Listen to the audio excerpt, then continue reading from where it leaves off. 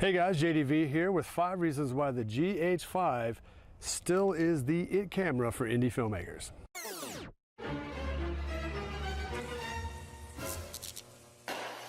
Hi guys, we just picked up the GH5 series, kind of buying into the micro 4/3 format. Starting to phase out the Sony cameras that we had been using, including the A7, the VG20, some of the other Sony cameras, the 80, 60, 300. We've got a lot of experience with Sony cameras, a bunch of Sony glass, so it was not a decision we made lightly to go over to Panasonic.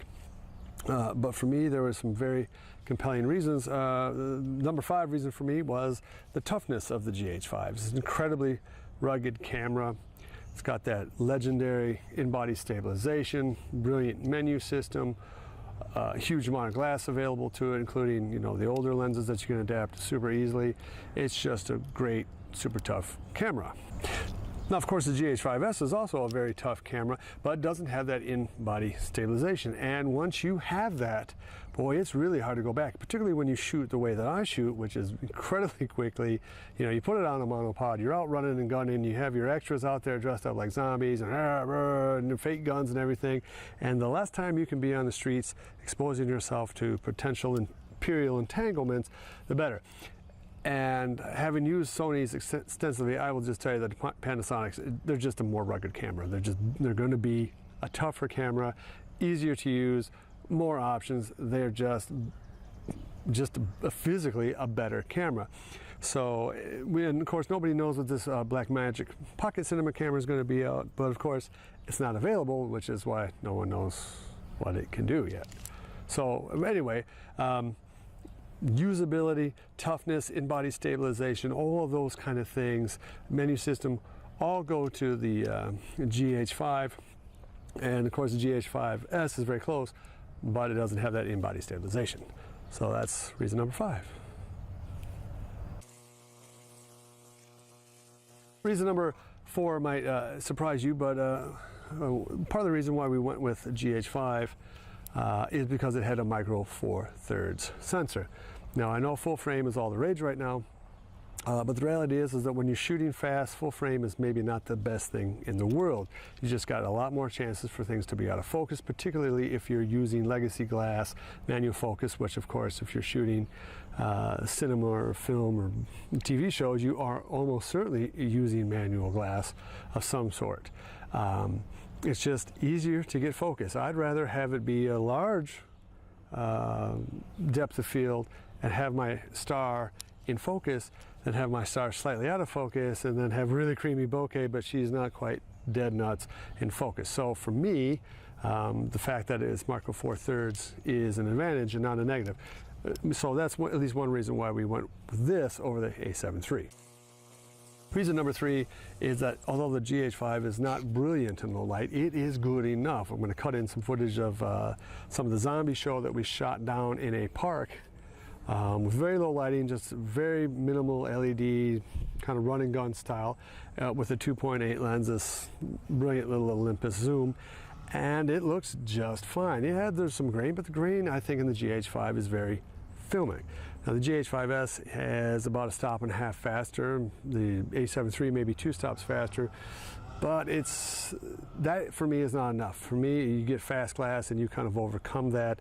And so if you got some brilliant 1.4 f-stop glass, you can always use that down the line. And so for me, the dynamic range is no different between the GH5S and GH5.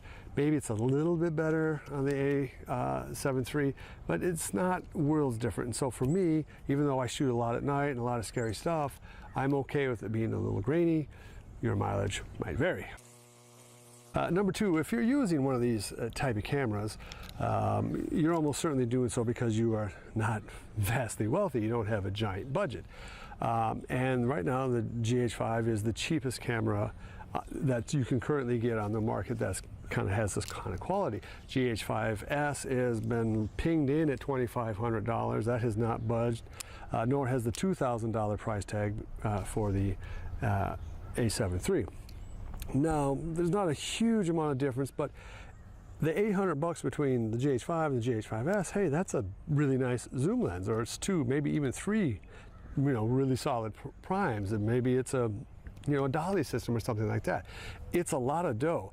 Maybe, it gets you halfway to getting another GH5 if you need to have 2 cameras. So the price difference is an important thing. It was for me, that particularly between the GH5S and GH5, that $800 is, it's just, that was just too steep. Now, maybe the GH5S was, retailing for $2,000. Maybe I would have looked at it a little bit harder, but it's not.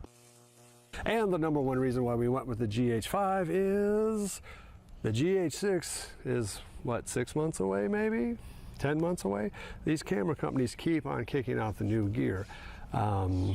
So for me, I don't want to get too heavily invested in any one camera body. If I'm, again, it goes down to price versus performance. And so I don't want to spend $800 more, that $2,500, only in 6 months to go, well, that sucks, I should have waited.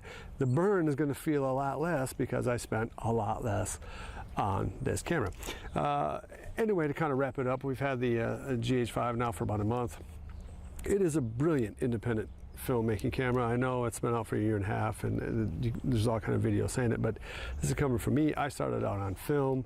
We adopted video cameras very early on, and so we've been there right from the start. And this is easily the most rugged, most usable, most pretty picture producing camera I've ever used for the money. And it has not let me down, and certainly 2018, this camera is still relevant. I think it's going to be relevant in 2019, even though we know it's going to be made obsolete probably by the GH6. Anyway, if you like this or thought it was any good, please like, subscribe. We're going to have a new episode of Two Fat Drunks coming up next week.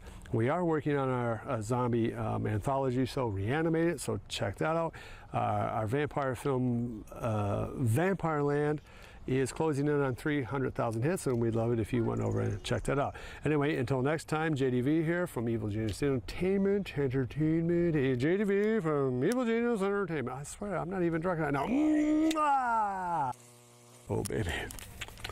I love you. Oh, yeah. I mean, yeah. See you later.